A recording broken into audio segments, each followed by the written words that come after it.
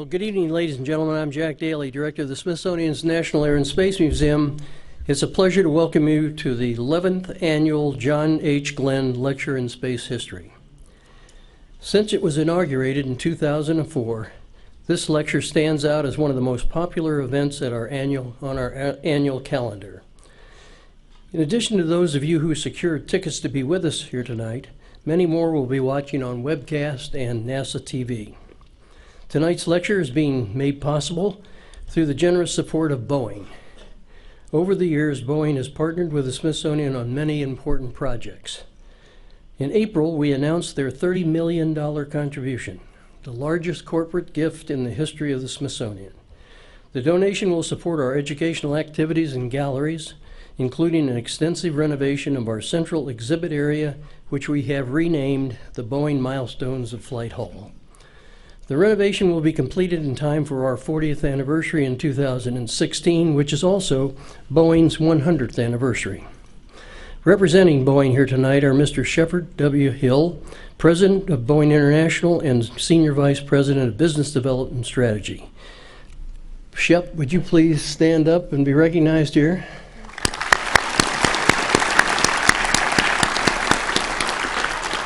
As you've all heard me say before, we would not be able to do any events in this museum were it not for sponsorship. And it's Boeing's consistent and long-term support of these events that we appreciate very greatly. And so it's, we can't say enough, as a matter of fact, about it, particularly after that $30 million. One of the reasons for the success of this lecture is its namesake, John Glenn, an accomplished Marine aviator, a history-making astronaut, and a United States Senator. The Senator can't be with us tonight, but he and Annie send their best regards. He had a medical procedure recently, and he's recovering from that, and he's doing fine, but his doctors would prefer that he doesn't travel at this point. Before we start the program, I'd like to remind all of you to quiet your mobile devices and refrain from photographing or recording this program. And now, it's my great honor to introduce a good friend and one of America's great heroes. Brigadier General James A. McDivitt, United States Air Force retired, had 3 careers beginning in 1950 and continuing into the new century. He first served in the Korean War, flying 145 combat missions, then returned to become an experimental test pilot. Selected by NASA in 1962 to be an astronaut, he commanded 2 extremely significant orbital flights, the Gemini 4 and the Apollo 9 missions. He then moved into leadership roles, first at NASA as a manager of the lunar landing operations, and then for many years as an executive in energy, railroad, and airspace industries. Jim, it's a great honor to welcome you to the museum here tonight, and I'd like to invite you to join me up here in the limelight.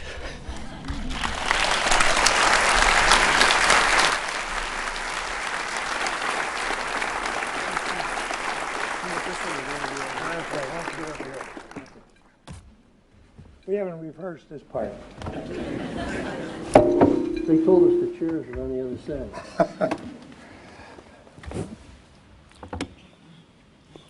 Okay, you ready? Wow, there's a lot of people here. You didn't tell me anybody was going to be here. Yeah, why don't we've got a lot of ground to cover here tonight, so why don't we start with Korea? Talk about your squadron experiences over the missions, the type of things you were flying, and then we'll move it on from there. Okay. Well, you know, war is a really brutal thing, and it doesn't do very many people any good. But it turned out that the Korean War changed my whole life for the better. I was sort of aimless, and I'd gone through junior college. I didn't have enough money to finish college, and I was working when the Korean War started. I think I got my draft notice about 3 days after the war started. and since I like to hunt and fish and camp out and do things in the woods, so I thought the infantry would be pretty good. Then my mother thought that the Navy would be good because she liked the white uniforms. And I worked with a guy who thought the Air Force would be good. I'd never been in an airplane, but I'd read about every book that was ever written about about military aviation. So I finally decided I'd join the Air Force. I'd never been in an airplane until I joined. I went through pilot training, and I liked to fly, and unfortunately I was pretty good at it. You know, when you're flying, you got to be pretty good or you get killed. So I was pretty good, and I'm still alive. And then I went to Korea. I got into a squadron that had a bunch of not retired, but recalled World War II veterans, and it was a very experienced group of guys. And then when we shifted from F-80s to F-86s, they all went home.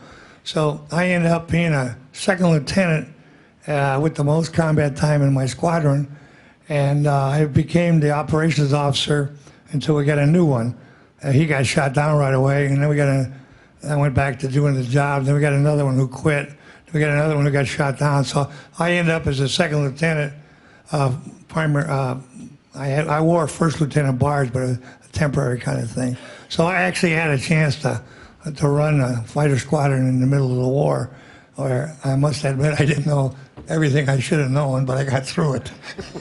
And then a lot of people ask me, well, why did I keep extending my combat time? And because we had all these new guys in our squadron. If I'd left, then the next guy would be pretty far down. So I decided to stay there and get these guys through. And I flew my last mission 2 hours after the armistice was signed. Anyway, it was something that I'm really proud of, and quite frankly, I enjoyed. I didn't enjoy getting shot at, but the rest of it was a lot of fun. I enjoyed shooting at the other guy, but I didn't like him shooting back.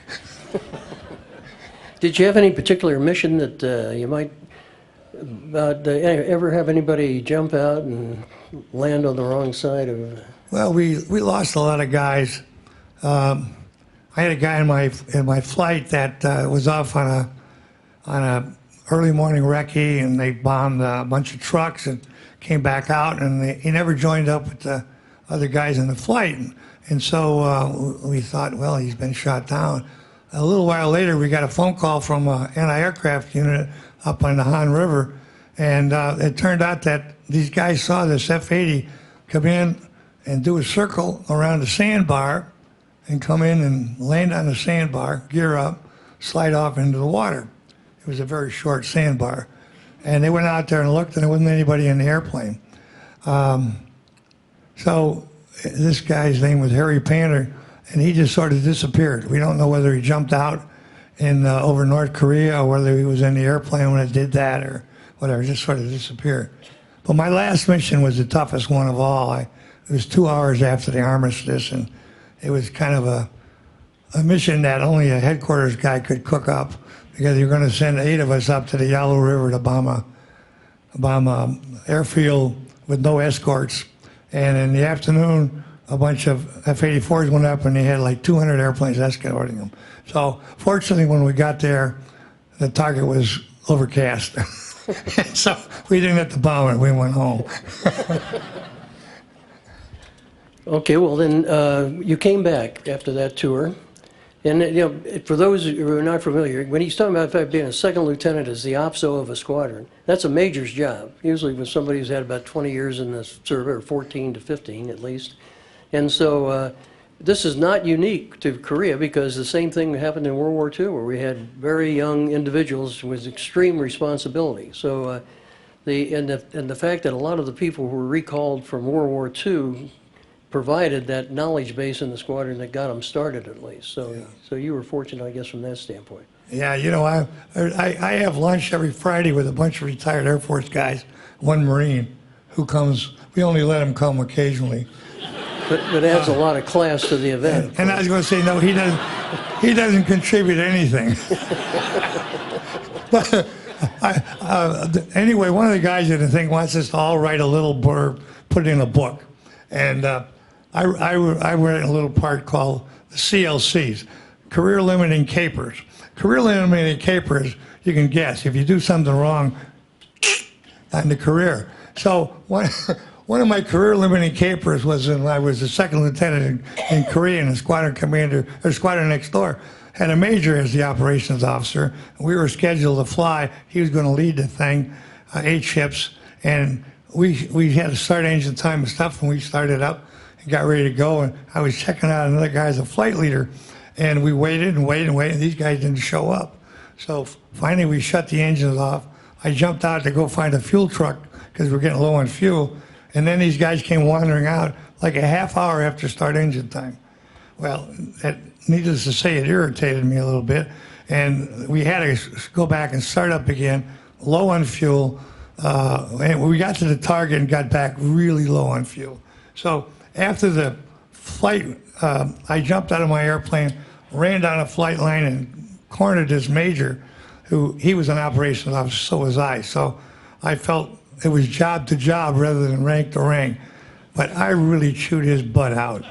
And to go on a little bit further, when I got back home, I was in station up in Bangor, and we had a kind of a funny guy came in as a squadron commander, and he worked late at night, didn't do anything, and he was a little on the weird side. And so one day he didn't show up for work, and this is really a career-limiting caper. He didn't show up for work, so I checked with his roommate, and he said, no, he hadn't seen him for the weekend. So, you know, that guy was a little nutty, kind of, and I wonder what happened to him. So I thought about it, and the ops officer was gone. I was the assistant ops officer. So I went over to there was a major in maintenance. I said, you know, something's wrong. You know, the squadron commander's not here. He said, buddy, that's not my problem. I take care of airplanes. So I thought about it for a while. Finally, I got on the phone. I called the wing commander at another base, and he was in a meeting, and I told his secretary that I really needed to talk to him. So I'm still a first lieutenant by then. He's a colonel. He gets on the phone and says, Lieutenant McDivitt, what is it that you want? I had to get him on him. I said, sir, I think I got a problem down here. He said, what is it? I said, I think I need some help. I think the squadron commander committed suicide. Now, if that isn't a career-limiting caper, I don't know what is. So he says, why do you think that? And I said, well, you know, he's kind of nut and stuff. I was a little more diplomatic. He said, okay, I'll send a couple of colonels down to help you out. Call the state police. I did. Fortunately, he found him. He was dead. He had crawled in the trunk of his car and committed suicide. But, so, you know, you take a little risk once in a while. Every once in a while, it turns out okay. Fortunately, the guy died for me. But anyway, I went to tell you about my career-limiting caper. So they replaced the squadron commander. And so the wing commander calls me and says, well, Jim, we're sending a new squadron commander down here. I said, great. So I go out to meet him, and a T-33 pulls in, and the canopy goes up. Guy gets out with his helmet on. He takes it off, and I look at him. Holy hell, it's Major Bell, the guy I chewed out in Korea. But we ended up great friends. Okay, I'm not sure that's what you wanted, Jack. But well, leaving Korea, you went back and actually were assigned to a squadron after that, before you went to test pilot school. Yes. Okay. How about, what was that, what were you flying? Well, I came home and I was flying F-86F as a day fighter. We were the last day fighter squadron in the Air Defense Command in Bangor, Maine. And this was a really ratty place. There were no women there. That was the first thing we found out. Until my landlady, another guy and I were renting an apartment. My landlady came back and asked us how we liked it. We said, this is a really crappy place. You know, there's no women around. She said, you guys want a date? Do we want a date? What do you think? So she says, wait a minute. So she calls the nurses home up at the Northern Maine General Hospital or whatever it was, talks to some gal, and he says, who's on the floor? Well, anyway, she fixes me up with Rita. So I get a date. Now I have access to all these girls who are dying for dates with handsome fighter pilots. So we had a great time after that. Jack, I don't remember the flying. Okay, so you went to test pilot school. Tell us about that. No. Then I left. And I got my orders to leave to go to down to Tyndall to learn how to fly F-86Ds, which is a all-weather fighter. We were flying day fighters, just had radar in it. And so I'm all set to go. I kissed my girlfriends goodbye. I sold my snow tires, and I got a call. The wing commander has just canceled your orders to Florida. I thought that over for a while. I don't think you can catch me. Bang! I went to Florida. So after a few months down there, I got transferred up to McGuire Air Force Base, and just in New Jersey. And the interesting thing about McGuire Air Force, it was right next to Fort Dix. And remember I told you I liked to hunt and fish and all that kind of stuff? Well, when I was stationed there, we had this mahogany paneled ready room, and we had a cook and a couple of beds and all that kind of stuff. I could look out the window over at Fort Dix, and I could see these guys in the rain and snow with the little campfires and shooting ricochets out in the range. God, you know, I'm really smart. I'm in the Air Force. Unlike this guy here who's in the Marine, he had to carry a rifle. I never did. Well, that kind of brings up one of the questions that I was going to ask you later. Could you describe to us why it is that you admire Marine aviators above all others?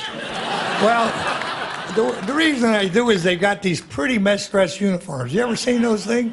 I mean, they look like they're right out of the Colonial Army in 1776. And, you know, you can't fight in anything like that. So we have nifty clothes we can fight in, but they just parade around. You know how to fly? Thank you. Okay. So you went to test pilot school. Tell us about that. Then I went back to University of Michigan, and I got a degree in aerospace engineering. I thought it was animal husbandry. It was. That's the same letters. You know, astronauts. No, I went there, and I met my buddy Ed White there. We lived on the same street. Our kids were about the same age. I instantly, I'm going to say fell in love with him, but he was a nice guy, and we got to be bosom buddies. We flew a lot together. I ran the flying program there, so I could always schedule the two of us together. And so we went from there out to the test pilot school, and got to be great friends. After we graduated, I stayed at Edwards, and he went to Wright Pat, but we were bosom buddies, and he was the best friend I ever had. We got after flying a Gemini 4, and I backed up the first Apollo flight that burned up. That Ed was on that crew. It was a great loss to me. You know, incidentally,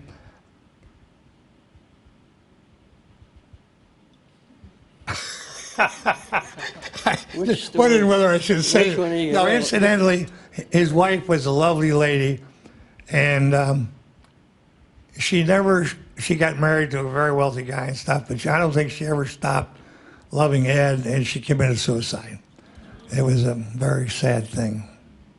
That family, Ed's father was a major general in the Air Force, and so Ed got killed in the fire, and his younger brother Jim wanted to be an astronaut too, and he felt that he ought to have a combat tour. And he was over in Vietnam. He got shot. They don't know what happened to him. He was in Laos doing a bombing mission and never showed up when so he died. Tough on the family. Yeah, well... that's not exactly an upbeat thing, is it? No, but it's reality, too, as far as what you were up against. How about that was it for test pilot school, right? What was that? Did you ever fly an airplane or anything while you were there? They let me fly gliders. Were you ever scared? No, hey, we got to keep this thing moving. Yeah, okay. What are we talking about now? No, we're going to go to NASA. Okay, we're going to NASA. What was the transition like coming out of the Air Force? You know, clearly you were a by-the-book man while you were in the Air Force. The transition was very interesting because I had just been selected. Bob White was going to leave the X-15 program. I just been selected to become the number 2 man on that program. I just been selected to be the primary flight test officer for the Air Force on the F-4. I mean, and I really loved flying out there. It was the best job I ever had by far, much better than an astronaut. And so I had, earlier on when I was there, my boss called me in and said, we're starting a new school called the Aerospace Research Pilot School, and you've been selected to be the first student. And I said, this is one of these CLC things, you know. I said, no, I really don't want to go back to school. And he said, well, but it's a great opportunity. I said, I don't want to. Finally, he said, God damn it, McDivitt, pardon me, ladies. You're going to school. And I said, yes, sir, I volunteer. So I had gone through that, and so I really had a great career going at the Air Force Flight Test Center. But my conscience began to bother me. And when my boss called me in one day and said, you know, there's an astronaut selection. Do you want to be involved in it? I said, no. I went off to France to fly a bunch of fighters and stuff there. I came back. And so after they'd already closed the Air Force closed the applications for astronauts by about 2 months. And I began to think, well, you know, should I do what's fun or should I do what I think I can do best for the country? This really sounds corny today, but some of us, you know, really were patriots. And so I thought it all over, and I went to see Bob White, the guy who I knew had selected me, talked it over, and he said, yeah, you know, he'd help me. He'd call the Pentagon. He was a big deal. So we met down at the flight test operations at 5 o'clock. He called the Pentagon. He was a colonel, a lieutenant colonel. He typed up my application. I took it up to the full colonel, left it on his desk, said, you need to sign this right away. He brought it back, came back to my office, threw it on the floor, told me I had to rescind my application and do all that stuff. I said, I can't. They're expecting it. He called me traitor to the Air Force, took me off the X-15, took me off the S-4, and you talk about career-limiting capers. That was a big one. So there I was in limbo. I was no longer accepted at the Flight Test Center. Unfortunately, I got selected by NASA. Incidentally, many years later, that colonel wrote me a letter and said he'd made a mistake. But when I got into NASA, there was a big roles and missions problem going on between the Air Force and NASA about who was going to be in charge of manned space stuff. So I got passed over for below the zone promotions, and I went to Washington one time, looked over my OER, and I couldn't figure out why I wasn't getting promoted. There happened to be a colonel there who was the head of the board. He looked over my stuff, said, wow, you know, this all looks pretty good. Then he got to the back page, so I was assigned to Manned Spacecraft Center. Told me I had no career in the Air Force. I had to get the hell out. I was undereducated. I'd finished first in my class at Michigan. So I really wasn't. They just didn't like us. So I went back and resigned from the Air Force. Went through NASA, came back, and by then it was too close to fly on Gemini 4, so I stopped it. Thought I'd do it afterwards. And then we flew on Gemini 4, and when we got back, the president invited us to his ranch. And I talked to myself, well, gee, Mr. President, we really appreciate the offer, but why don't you invite us to the White House? We'd prefer that. So he said, sure, that'd be great. And then I said to him, you know, you ought to come down to the Manned Spacecraft Center and visit all the rest of us. Ed and I didn't do this by ourselves. He says, by God, Jim, I think that'd be a good idea. He's Lyndon Johnson. So I go out and tell Dr. Gilruth that we just invited the president. He was coming. Well, Gilruth only passed out almost. Well, anyway, the president shows up. Ed and I run around with him. And then at the end, he wants to give a little speech. So they were all there. I had my mother and father and my wife and all that stuff. And he gets up there and at the end of his speech, he says, I want you all to know that I am the commander-in-chief. I'm the president. I'm the commander-in-chief of the military. And I can do what I want. Jim, get up here. I thought, holy hell, in the meantime, I got promoted. So I get up there and he says, I want you to know that you are now a lieutenant colonel. And he put and I was the first presidential promotion. Ed White was second and Gus Grissom was there too. So I caught up in a hurry. but you know, that thing that he did ended all the controversy between the Air Force and NASA over who was going to do the manned space stuff. But you know, you asked me, you know, what was my training? It was really hairy.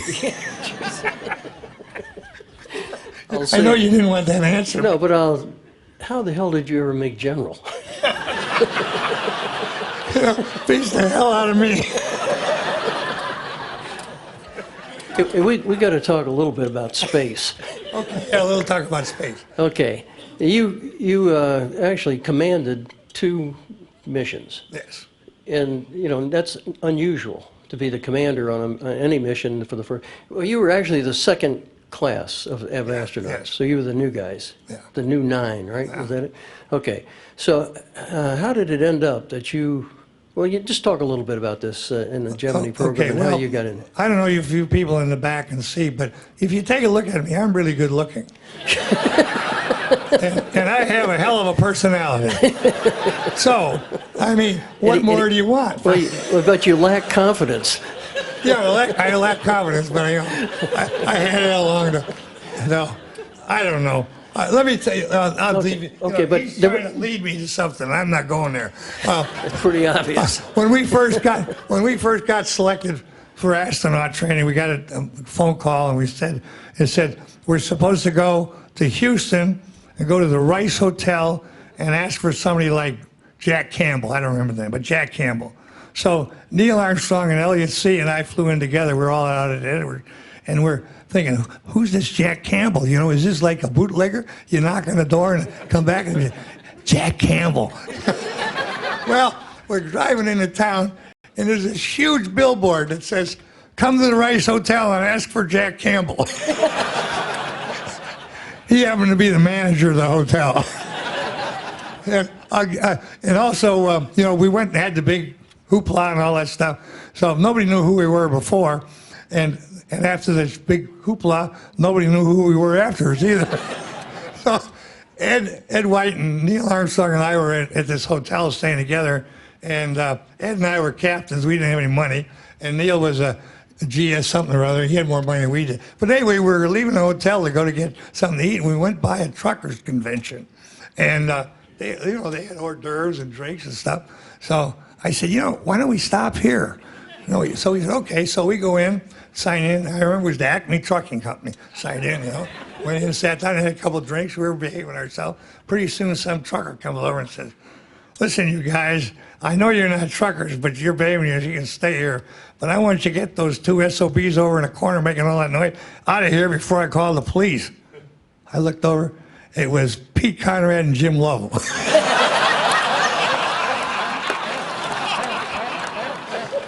So we almost had a very short career, Jack. Now, is that what you wanted me to talk about? This is true confessions here tonight. Yeah, let's talk about space. Okay, I'll talk about all right, I'll talk about space. Okay. Which one do you want to talk about? Did they ever train you or anything? You got there, besides going into the bars and taking trips and all that, did you ever do anything like learn how to get in and out of a spacecraft? Or? I knew how to get in, but I didn't know how to get out.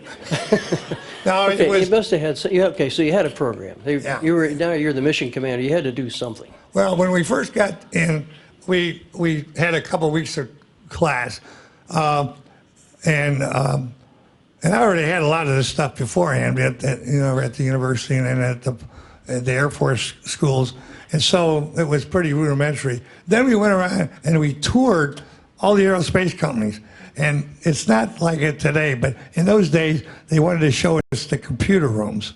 And I'll tell you, after you see a light brown computer room, and then a light blue one, and then a light green one, and then a light brown one, and a light green, you really get damn tired of looking at computer rooms.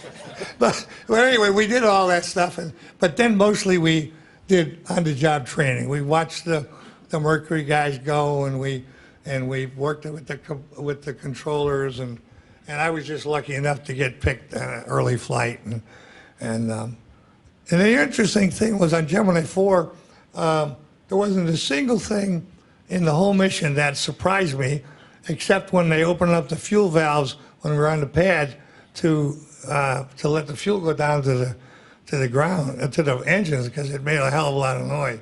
But Ed and I were pretty relaxed, and we fell asleep up on top of the thing where they couldn't get the thing down. And to show you the difference between today and then, They had, the umbilical tower had to go down like this. It would go down, it'd blow the circuit breakers and stuff. So after we laid up there for a while, a couple of technicians got two wooden-handled brooms.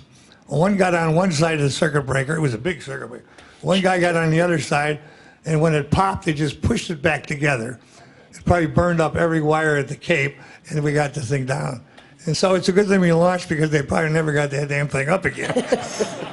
But that was the kind of attitude we had in those days. You know, we really did things. And then I know Jack is probably trying to get to the EVA. When we were doing an altitude chamber test down at McDonald, we opened the hatch. We were doing everything that we could think. Altitude chamber test. They put you in a big can and put the spacecraft in there and pump all the air out, so you're in a vacuum. So we opened the hatch there and went to close it, and we couldn't latch it. But, you know, we were on the ground, didn't make any difference. So we got out and went in, changed clothes. And I went back out and worked with the technician to find out what the hell happened in the little gears and stuff up there. So he got it to work. So when we got up in space and we were ready to do the EVA, we went to open the hatch and it wasn't working. So I had a little chat with Ed about whether we should go forward with this thing, because we were either going to both get killed or nobody was going to get killed. So we decided we'd go ahead and open it, because I thought I could get it closed. So I fiddled around with it.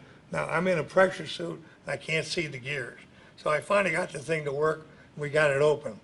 And then Ed went out and did his thing, and then we came back in when it wouldn't lock. So I finally was able to get it closed. And this is a good example of who's in charge for these things. A lot of times the people on the ground know everything, like during Apollo 13, and the people in the air don't know anything. And this was a case where the people in the air, namely me, knew everything, and the guys on the ground didn't know anything, because unless that technician up in McDonald was going to come down and get on the radio, he wasn't going to be any help. So it's interesting how the command sort of moves back and forth between a lot of people. And NASA had and Jack was in NASA for a long time, almost as long as me, but NASA had a really great system of trust and other things like that I didn't quite find when I got out into industry. But anyway, that was that flight. And on Apollo 9, everything worked just the way it was supposed to work.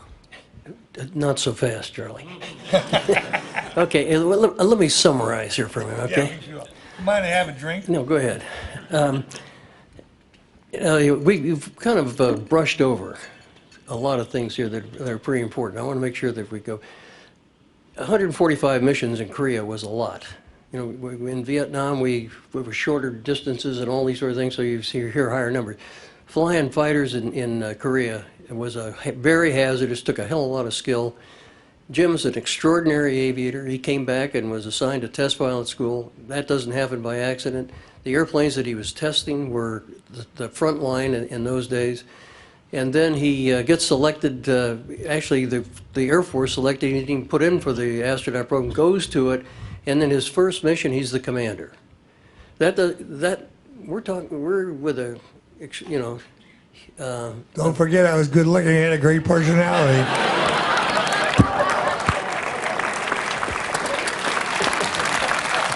I'm sorry, Jack. Okay, a personality won't get you everywhere.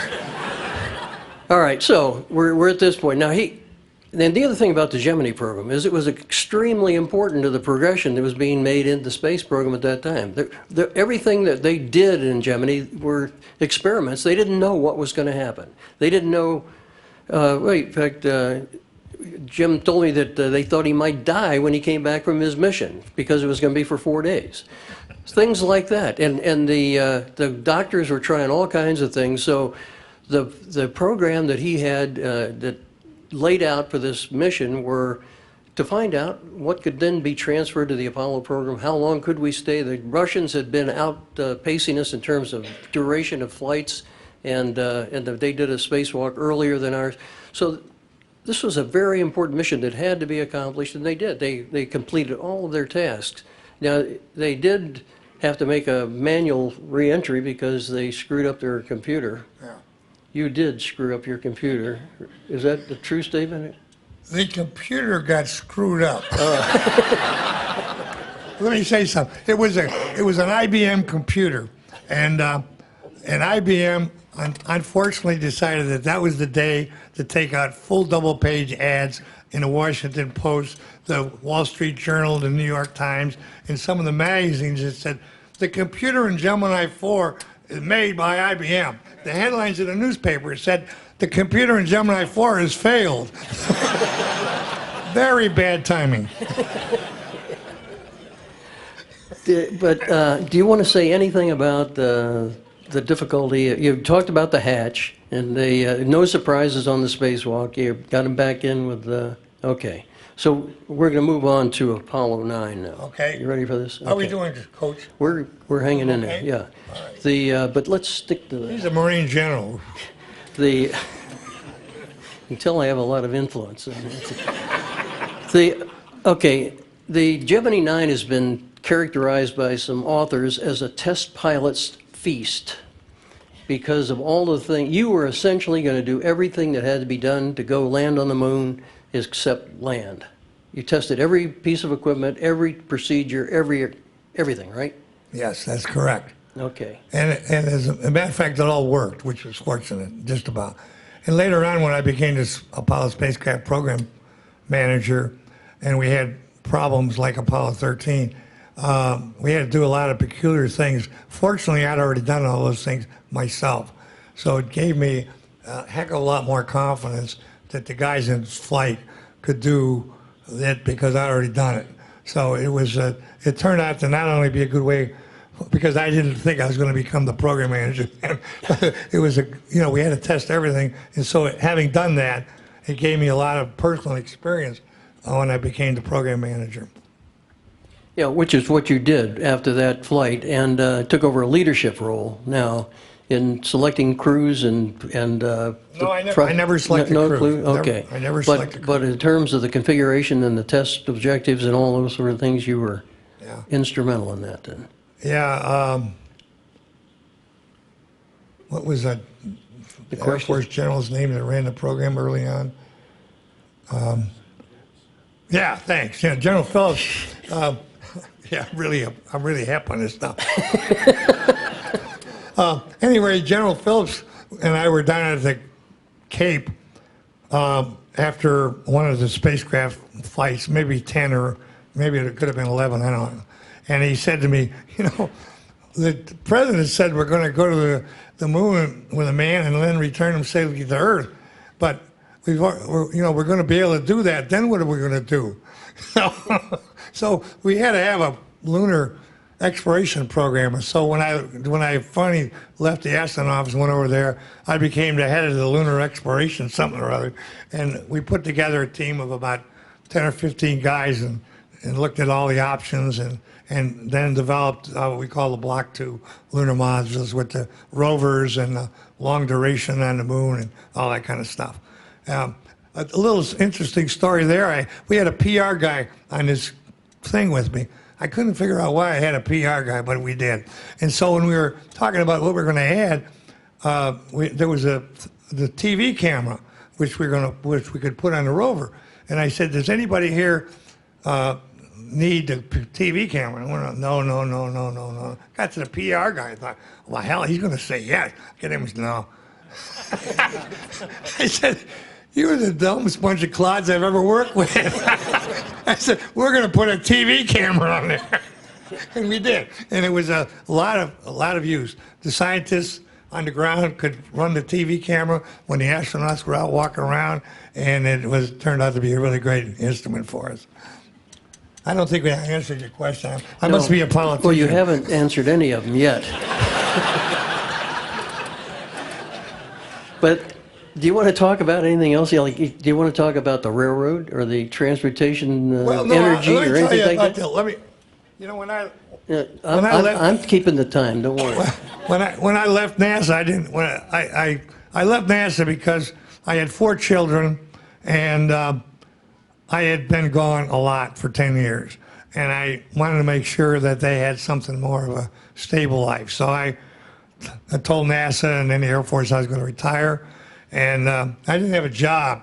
It turns out that I was a director of a utility company in Michigan, and the CEO called me and said, and I was already the director of them, so he knew me, and he said, we'd like to have you join the company. I said, what do you want me to do? And he said, well, we'll make you senior vice president, and you're going to be in charge of something like that, corporate affairs. I'm going, okay, I need a job. So before I had to drive from Houston to Jackson, Michigan, and on the way I became an executive vice president. I didn't even get there yet. And so I got to the utility business, and it was a real education because I got all my money from NASA, and I didn't have to worry about this other stuff. And the first week I was there, I went up to the Lansing, the state capitol, to watch a hearing over a rate increase. I was there about an hour and a half when the Attorney General came in and said, who's the senior guy from Consumers? I said, I am. He said, well, we might like to negotiate a settlement to this rate case. Well, it's supposed to be heard by a judge and a panel. The Public Utility Commission makes it. But anyway, he's the Attorney General. So I said, well, I'll negotiate with you. So it was like $56 million was the rate increase we were asking for. So we negotiated for 3 or 4 days. And one day, we were breaking, doing things like that. And one day he walked out. They all walked out to conference, and we there. And I noticed they had an adding machine with a tape on it. This is the old days. And I looked at that. And he was running for senator, by the way, too. So I looked at that, and they had 56 times 0.499999. Now, I know you guys aren't interested in politics here in Washington, but what he was trying to do was to get an agreement where he could say he settled this thing for less than half, 0.49999. So now I knew what his number was. You know, 499 times 56 million comes about 28 million. So I said, when he came back, I said, I fooled around for a while. Then I said, I think a good number, why don't we just sort of break this in half? I'll do it for 27,900,000. He said, that's a deal. So I settled these rate cases, which usually went on for a year and a half, in about a week and a half. Well, can we go back to space? well, hey, listen, what do you want to talk about? okay, here's an issue. Okay, you ought to be able to work on this one. There's a controversy as to the future of the space program. Yeah. It costs a lot of money. There are a lot of other requirements that we have for the federal budget. And there's an argument that it can be done cheaper with robotics. And there's a very strong lobby for human spaceflight. You're a member of that human spaceflight family. How about give us your views on what the split is or how it ought to be done? Well, I don't have anything to do with the space program today, but I am an American citizen. And if you go back and look at what rocketry has done for the world, I think the first rockets that were recorded anywhere were the Chinese in, I think, 1632 or something like that. They were shooting these rockets at the Mongols, and there's a record of it, so they must have won, because losers never keep records. They get killed. So anyway, it started then, and then, we had the Star-Spangled Banner, the rockets' red glare. So in the War of 1812, the rockets are still there. Then we got to the Second World War, the V2, that was a big deal and all that stuff. So, but all that had an easily understood mission, military.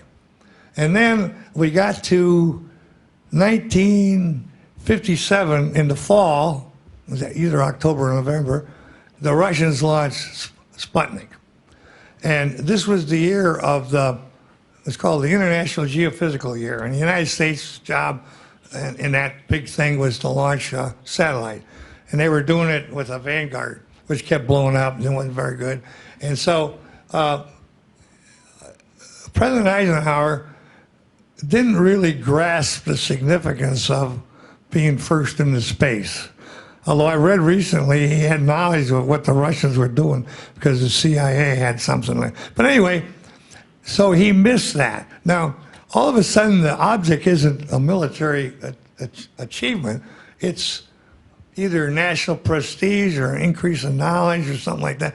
Well, Sputnik didn't accomplish much, you know, it just went around the earth going beep, beep, beep, beep, beep. So it didn't increase people's knowledge, but it sure as hell did increase the prestige and the pride of the people in the Soviet Union. So that's an aspect of this stuff that is new since the 50s on up to it. So when we finally got around to launching our satellite, Explorer, the Army did it, and they put together the program in a couple of months. So, you know, the Eisenhower really missed the boat.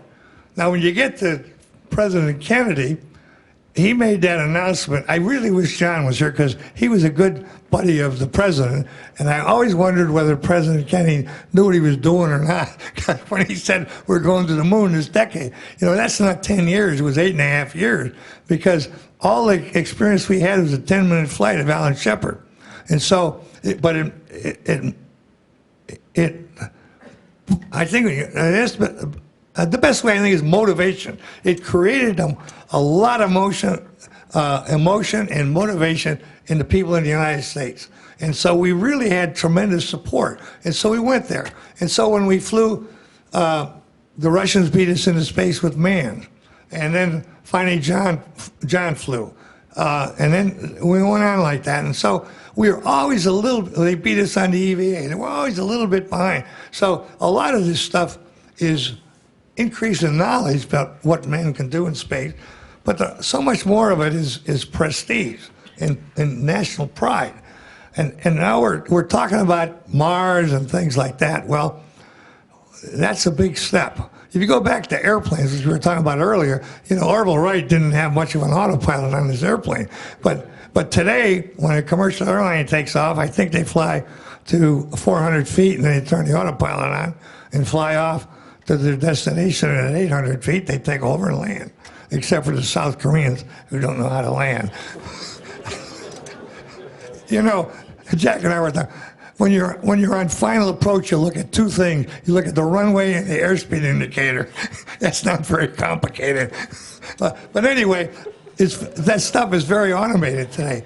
And I was talking to Jack earlier. I got to pick to do a flight test on the F-86D where they had a fire control system and a very crude autopilot. And this is a very complicated way they displayed this stuff to the pilot with little circles moving around, lines and flats and dots and stuff. Well, all this stuff had to be slowed down so that the pilot could understand what it was. Well, when they hooked the autopilot to the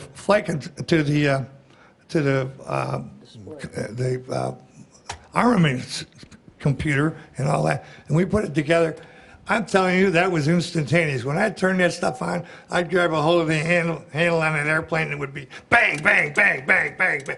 But it never missed.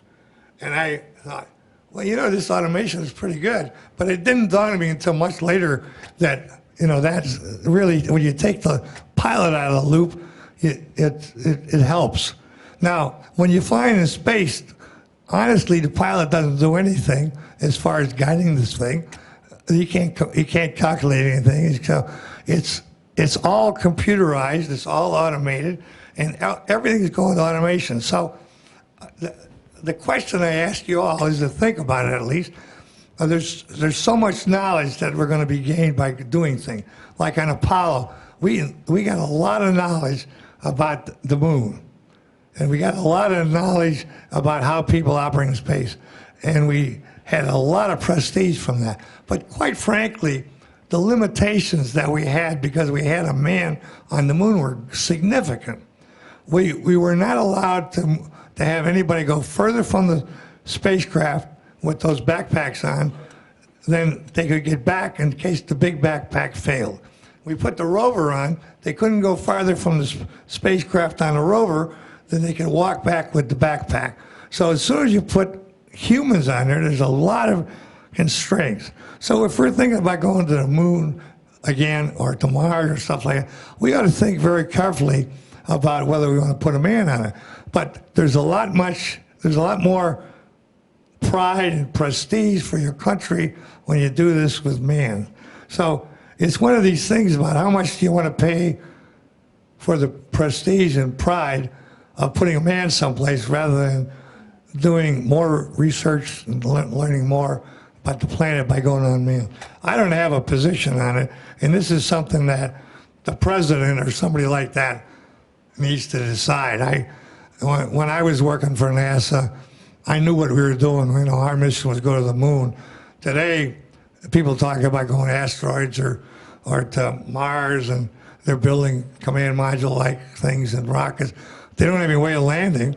I mean, there's no lander that they're designing. You got to know where you're going before you can design a lander. So I just hope that we somehow or other pull all this stuff together and decide really what we want to do as a country. And I leave that as an exercise for the audience. Okay.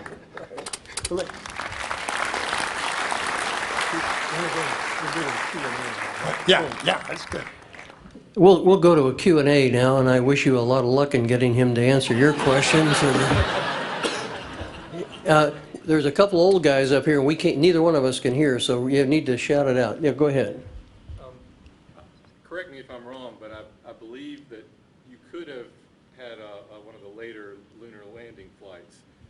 I'm wondering, I think you decided that you didn't really want to stay around for that. We need to repeat. Any regrets? Yeah, the question is, okay. why did I leave the astronaut office when I could have had a lunar flight? Well, you know, I told you I wasn't really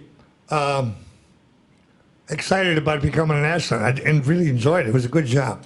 But when I got around to making a choice between taking over the Apollo program or flying, it would have been more fun flying. But I thought I could contribute more to our country's effort in space if I took over the program. I had done a lot of work on Apollo. I was the astronauts representative to the Apollo office for years, and I'd helped design a lot of the stuff, not design requirements and stuff. Interesting enough, when I came home and told my wife, she said, "I think you made a mistake. I think you should have gone to the moon." I also checked to see if she'd taken out more insurance on me. But it turned out we weren't insurable in those days. Yeah. Okay, right here. Mr. McDivitt, do you have a most fond memory or moment from either of your two space missions? Do I have any fond moments? A fond memory of your time in space.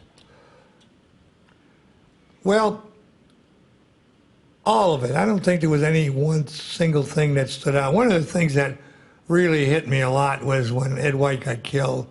But, you know, one of the things I think that's important is that in NASA, when I was there, I used to have a change control board every Friday at 1 o'clock. We would argue over things like you can't believe, and it was a lot of times it was like 49-51, so I had to make a decision. And when I did, everybody, including the guys who were adamantly opposed to it, got behind it and tried to get it to work. I mean, that was really unique, and I found out in business is not quite like that. And I also, you know, I think it was President Nixon called on NASA to provide managers around the rest of the thing because we were doing much better than they.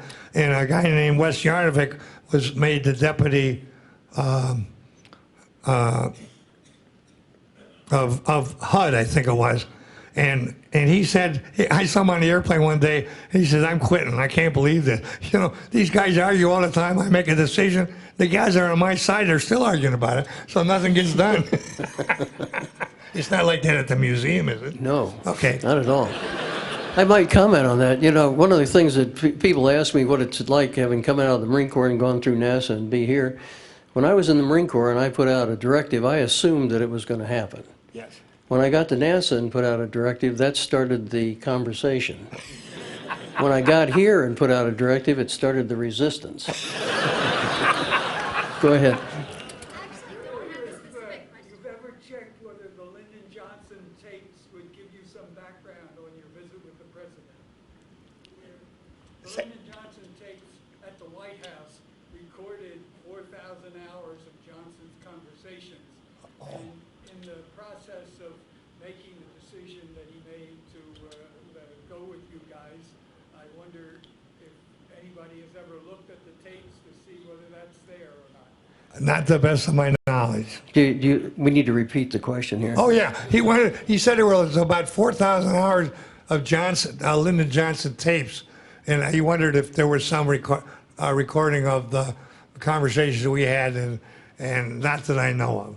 You know, President Johnson then sent us, Ed and I, off to the Paris Air Show. We were the first astronauts sent overseas, and when we left, he said, you know, your mission is peace, guys. And when we got over there and we met Yuri Gagarin and did a lot of stuff, and I think we really accomplished what he wanted. It was kind of interesting because we weren't prepared for it, and we didn't have passports or anything. They took our wives, set them up against the wall, took some pictures, made them a diplomatic passport. Lady Bird Johnson invited them over to the White House to get some evening gowns and stuff like that. Lucy Johnson babysat our kids, and my wife and I took off for Europe. The kids were still in the White House, and to this day, I have no idea how they got home. Go ahead.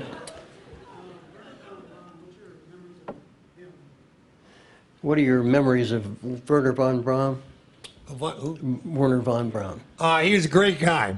You know, those German guys brought a lot to our country and gave us, you know, the Russians got a lot of the hardware, but we got the brains.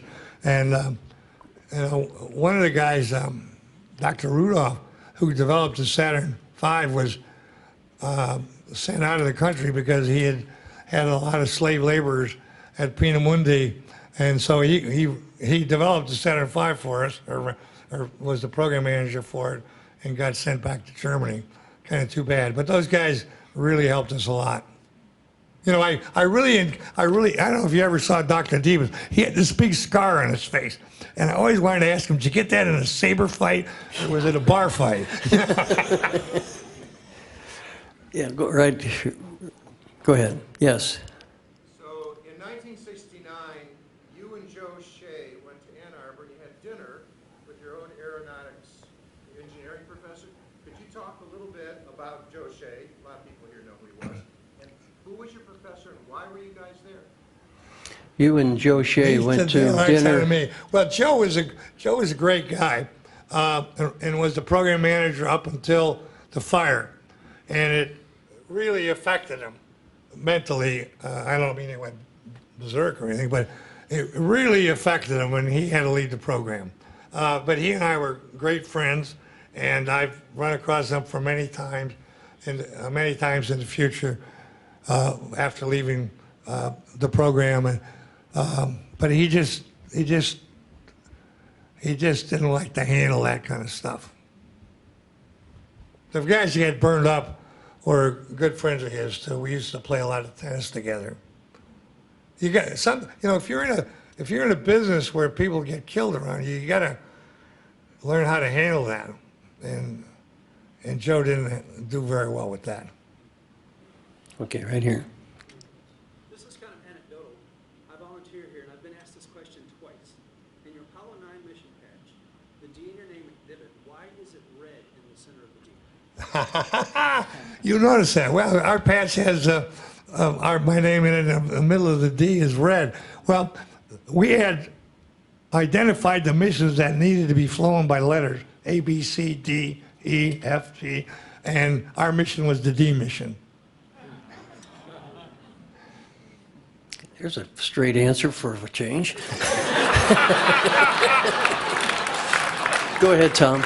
So, General, on Apollo 9, you guys had a spacewalk with Rusty Schweickart, and it was sort of iffy whether he would get to go out. Well, how did you make the decision on how would he go out? Well, Rusty had motion sickness, and he was throwing up, which in a pressure suit is bad because, you know, it doesn't fall on the floor. It's just right there. And so, yeah, this is kind of messy. It's good after dinner conversation.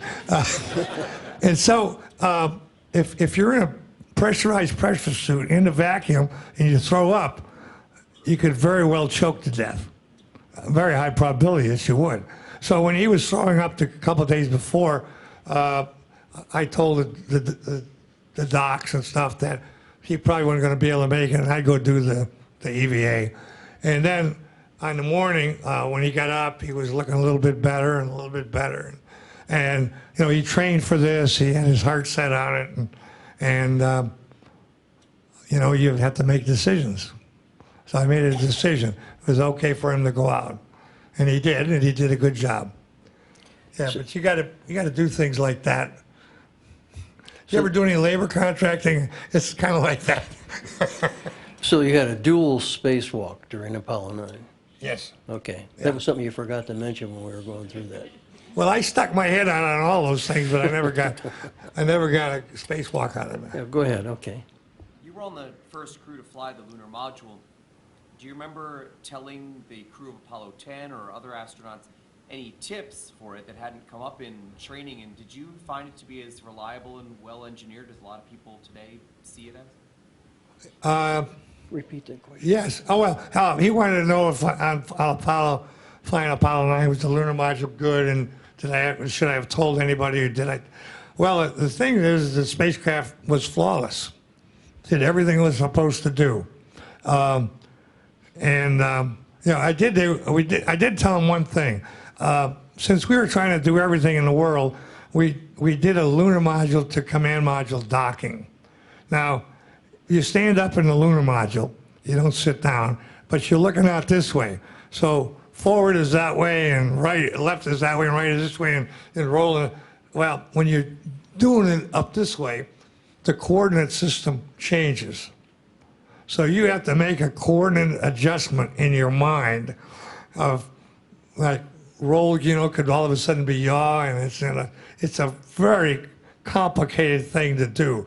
And I had practiced it a lot, but when we got up there, the shiny command module, it still had the Mylar on it, and the circuit breaker for the target had popped, so it wasn't very visible, so it didn't have the lighting on it. So I came back and recommended we don't ever do that again, which was right. You know, one of the things that about that Apollo mission was it verified that your eyesight in space is considerably better than, right? That you actually saw the Pegasus Absolutely, we know. 1,000 miles away? Yeah. Somebody, they called us on the ground and said, you want to see this, our old spacecraft? All right, we said, yeah, it's out at 18,000 miles since we looked and we could see it. But then later on, there was a balloon up there. I don't know what they called it. And they said, you want to look at the balloon? And we said, oh, sure. And it was a long ways away. It was a couple thousand miles away. And so they gave us the coordinates, and we pointed the 28-power telescope at it, and then we pointed at the spacecraft at it too. And so Dave was down there on the 28-power telescope and said, I see it. Good. I was looking through a 6-power telescope, and I said, hey, I see it too. And Rusty's sitting over there with no telescope and said, hey, I see it too. That's an interesting finding. It's amazing. You know, when you take all the crap and crud out of the air, you can really see a long way. Okay. All right, go ahead. Yes. We heard about the Mercury 7 and all the psychological and strange tests that they had to go through.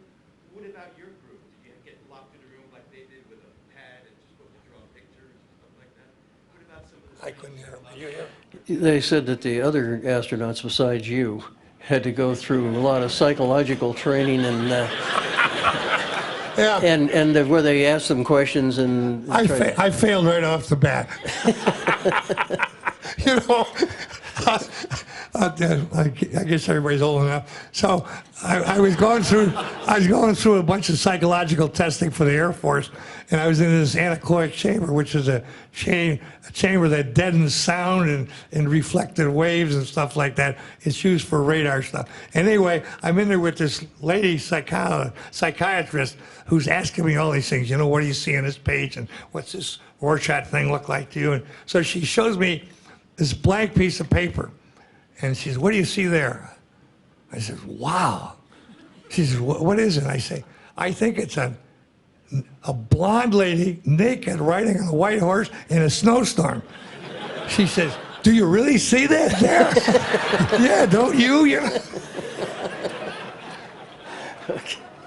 Is there a I question? always had a lot of fun when I was doing these. Anybody over on this side? Okay, go ahead, right here. I wanted to thank you both for your service quick, and also I was just wondering, what's it like to fly out of the Earth and see it from space? Like, what's that feeling? What's it like to fly out of Earth? What's the question? Into space? Yeah, what's the feeling you get when you fly out of the Earth and see Okay. Yeah, what's it like? What's the view from space kind of thing? Well, what's it feel like to fly out, right? Well, we were so busy when we first took off that I didn't figure out that we were in space until about 3 or 4 hours later. We were trying to do an EVA. It's really beautiful, and a lot of people, I guess, are going to have opportunity to do it. Commercial guys are doing it. I really got in trouble the other day. The wife of one of these guys that's got these commercial things going, was asking how to train people and stuff like that. And I was with a panel of other astronauts, and they were telling her. And some other lady got up and said, what do you think about if I should do this or not? And I said, well, if I was you, I'd just save the money and stay home. I was very unpopular for the rest of the night. Do you have any kind of a summary statement you'd like to make? Maybe an apology or anything like that? Well, I'll make a written apology. Excuse me. He's a Marine. We got to quit. One thing that I felt during the time that I was running the Apollo program and involved in all this stuff, I felt there wasn't a single thing that this country couldn't do, given enough money and time. And we really had a gung-ho, go-go kind of attitude back in those days. I see that slipping away. I'm not sure I feel that way anymore. And even the last 2 missions of the Apollo program, I put together a environmental impact study for the launch, which filled up a semi-truck, and I took it down to the Cape just in case some nut filed some injunction against me, but I would be ready to fight them off. And we were much bigger risk takers. I remember on one of the launches, about 10 minutes to go, I was down at the Mission Control Center at the Cape, and the PR guy, two modules over, gets a phone call, and he jumps up in the air and slammed, Jim, we got a bomb in the spacecraft. That was a bomb threat. What do we do? I said, well, why don't you go back over there and sit down and forget about it? Now, do you think we could do that today? That's what I'm talking about. What is it that this country wants to do? And somebody's got to stand up and tell us, like President Kennedy did. I was with President Bush when he announced we're going to Mars. I was with the NASA administrator, and it went over like a broken balloon. I asked Dick Trolley coming back to headquarters, what are you going to do, Dick? He said, I have no idea. I didn't even know we were going to do that. So, we need a national direction. We don't have it. And I think right now the president's got his hands full with the Middle East and China and a bunch of other things. So, I don't know. What do you think? You were in NASA. What did you think when you left, or when you got there, or when you're in the middle? I don't. Or any other time? What do you think now? I think it's time to go home.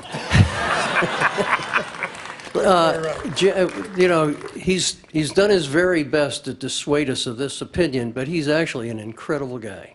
He's done amazing things for our country, and he's still continuing to do them. And Jim, we want to thank you for spending the evening with us. All the things you've done in the past, we'd like to know what they were. If you ever write a book or something, we could read about them. Well, I've got a title for my book. Oh, have you? Yes, I have a title for my book. It's called I Was an Astronaut Once, but It Wasn't My Best Job. Okay.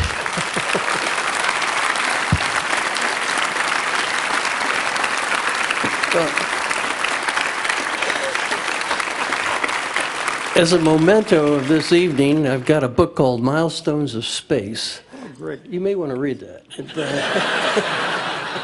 It could probably lead you into some other conclusions that you have. We want to thank Boeing. Wait a second. Oh, If I read this, can I get back in the program? there's an exam. No, but thank all of you for being here tonight. Boeing, thank you for making this possible. Shep, really appreciate you being here tonight. And we'll look forward to having you at our next event. We ask that you leave via the rear of the theater. There will not be an autograph opportunity at the lobby tonight. But thanks very much and good night. Yeah, come to the next one. I won't be here.